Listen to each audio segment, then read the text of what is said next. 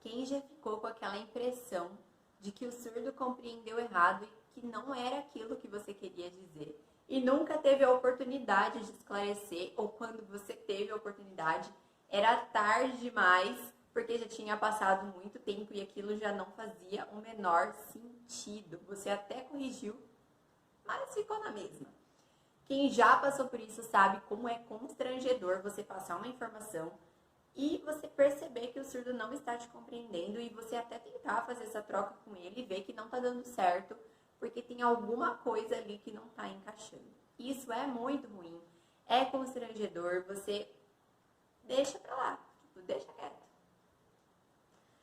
Não é legal isso, porque o surdo tem o direito de ter a informação completa, principalmente se for numa interpretação, tá? Falando da parte de profissionais, já aconteceu de eu ver uma situação onde palestrante ali sinalizando e aí chega um surdo atrasado, aquele surdo ali passa a informação para o outro como se fosse um resuminho, dando informações assim que não era bem aquilo. Então você vê que na verdade ele não está pegando ali a ideia principal do assunto, ele não está contextualizando aquele determinado assunto. Isso é muito ruim para o palestrante, porque se ele vê, isso vai deixar ele desconfortável, isso vai desnortear. É muito ruim para a gente na comunicação, porque às vezes a gente não sabe como corrigir aquilo, mas é importante que você saiba se sair de uma situação assim e principalmente que você evite situações assim, tendo uma sinalização bem esclarecida.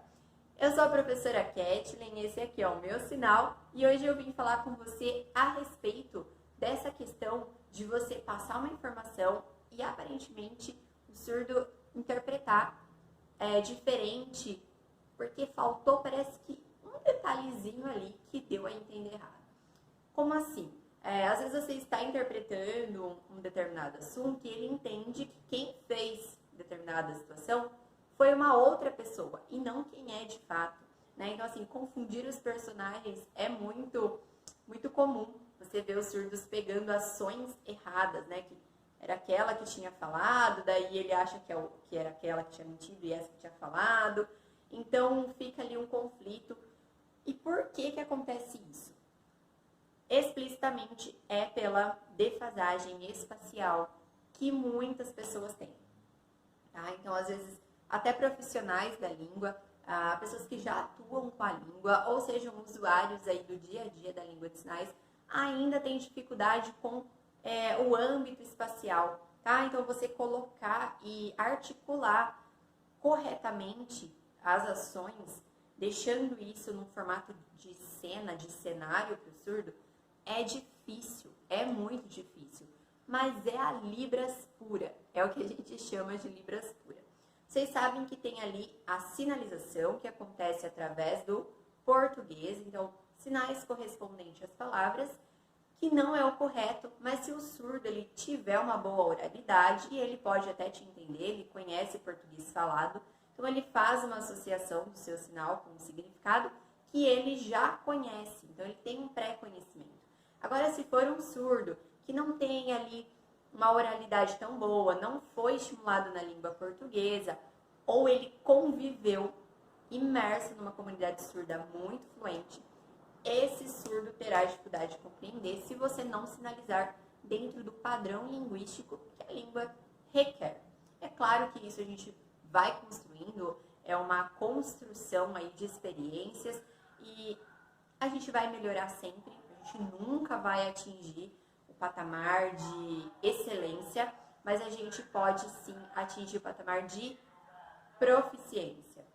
Então, nós podemos e devemos estar em constante evolução, estar melhorando e principalmente entender onde estamos falhando para que a gente possa trabalhar especificamente em cima daquilo e passar para o próximo nível, e aí a gente consegue ter uma definitiva evolução, um desenvolvimento de qualidade, tá? Então vamos lá. A gente precisa considerar que existem surdos que não tiveram acesso à língua de sinais, há muito tempo. Então, às vezes, eles estão adquirindo a língua. Para esse caso de surdos, nós precisamos sim considerar o uso de classificadores para que ele tenha uma compreensão melhor, mas nós sabemos também que classificadores é uma parte gramatical complexa da língua. Nós fazemos uso de recurso das expressões faciais e corporais com mais intensidade. Então, considerando que o surdo não tem um desenvolvimento significativo na língua de sinais, é claro que muitas das informações que você passar, ele realmente não vai te entender ali com o que você pretende, com todas as informações que você está tentando transmitir para ele. Mas se é um surdo que já tem acesso à oralidade, ele compreende muitas palavras do português falado, até escrito. Se você vê que ele tem ali uma habilidade com o português, esse surdo vai entender um português sinalizado, tá? Não vai falhar o campo linguístico porque ele tem a compreensão das palavras.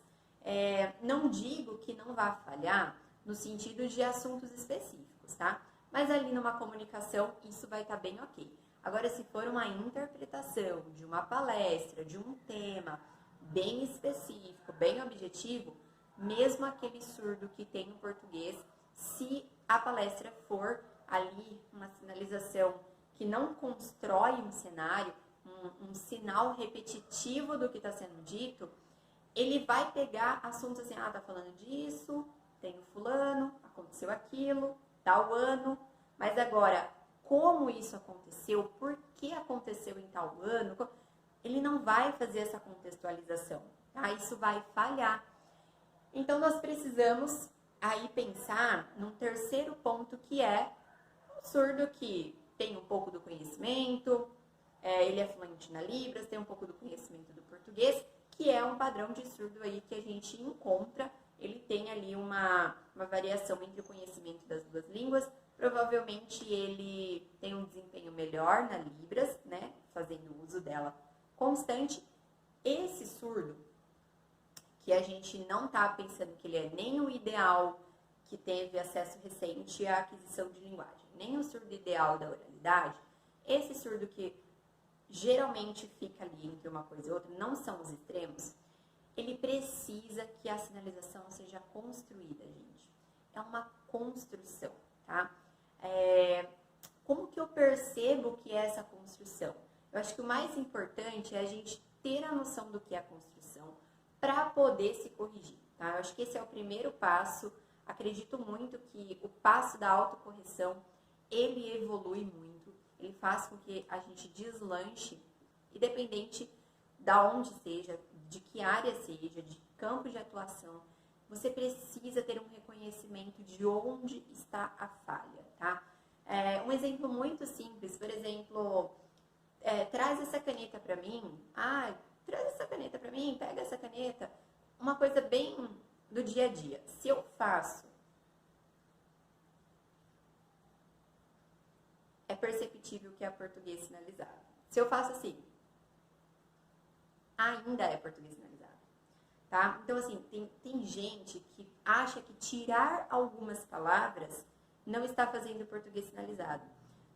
Você pode não estar fazendo a interpretação, né, literal, aí conhecida como português sinalizado, mas você não está construindo isso visualmente. Isso não é uma cena.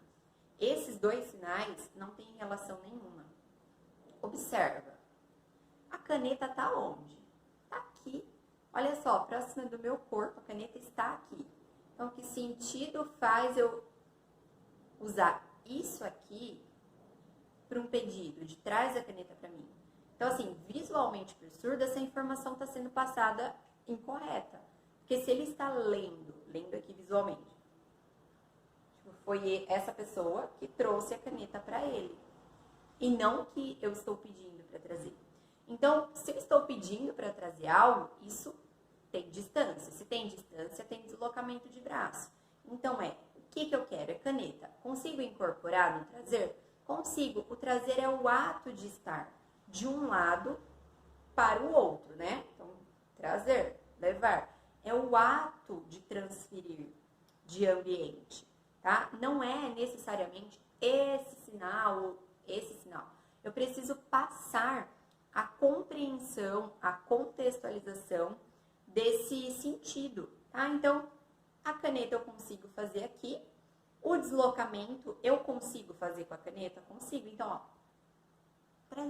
essa caneta, traz aqui pra mim. Então, isso assim, olha só, pra mim já tá aqui no meu corpo, eu não preciso deste sinal.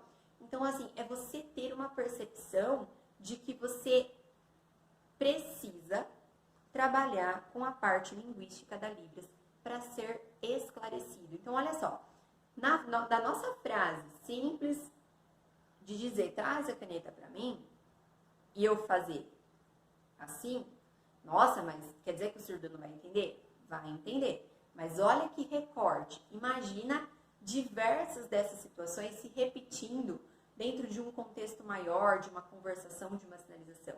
Ele poderia entender que, vamos supor que na fala anterior já tivesse colocado uma pessoa aqui, vamos supor que fosse a prima, tá? Vamos supor que eu tinha falado já da prima aqui, e aí eu interrompi dizendo, traz a caneta, né? Ah, você pediu pra prima trazer? Então, assim, dentro da sinalização, né? Aqui eu joguei meu olhar um pouco pra cima, né? Então, tipo, traz a caneta. Mas se eu tivesse colocado, desculpa, professor não, prima. Se tivesse colocado aqui, prima, tal, sinalizado, daí traz a caneta. A prima trouxe a caneta, isso faz sentido. Agora, não que eu estivesse pedindo pro outro. Então, essa questão de colocação, ela monta uma cena. Os sinais precisam se conversar, eles precisam se conectar, tá? Então, não basta você tirar palavras e achar que não está fazendo uma sinalização do português. Você precisa realmente entender como que isso articula.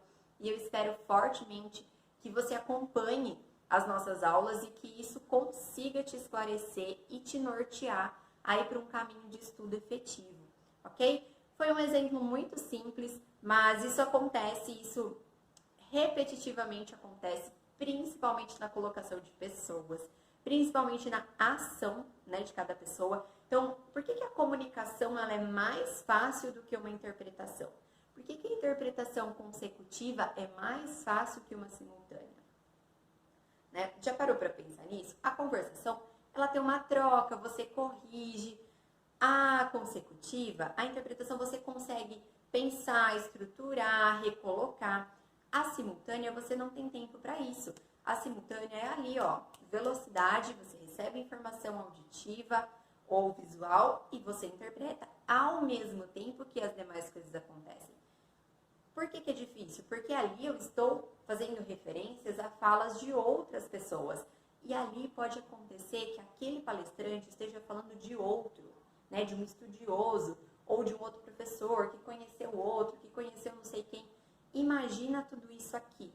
Então, nada mais é do que uma boa colocação, uma boa representação. Você transformar isso em cena e deixar isso mais perceptível visualmente para o surdo. E aí não vai acontecer mais essa questão de não foi isso que eu quis dizer. Sim, foi isso que eu quis dizer. Sim, o surdo me entendeu. E a gente vai aí conseguir evoluir a partir da hora que a gente encontrar e entender como que articula melhor a língua.